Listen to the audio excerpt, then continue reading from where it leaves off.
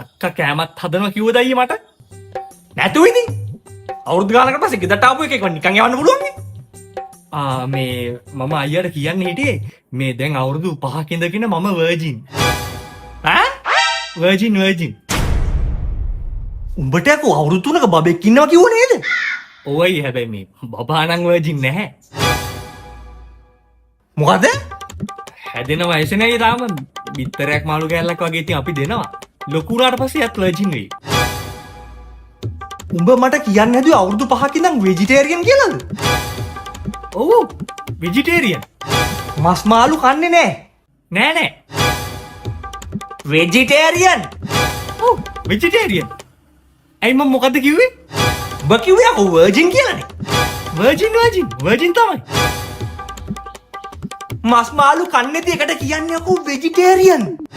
Vegetarian. අක්කට කියන්නම් මස් මාළු හදන්න එපා කියලා උඹට කෑමට. අක්කේ මස් මාළු හදන්න එපා කෑමට.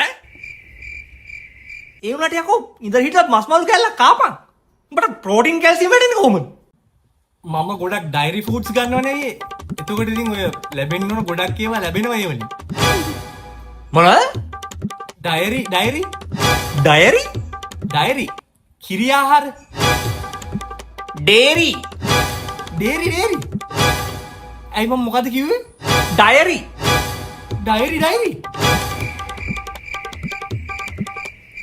ඉංග්‍රීසි ටිකක් හදාගත්තොත් නරකද බුදු මල්ලියේ? මම අයියේ ගිය සතියේත් අලුත් ඉංග්‍රීසි පන්තියකට ගියා. ඒක හොඳයි. ඉතාලම හොඳයි ඈ. Now my younger brother is a great boxing player. Sure. That's very good. Do we have good boxers in Sri Lanka? Such as Mike Tyson?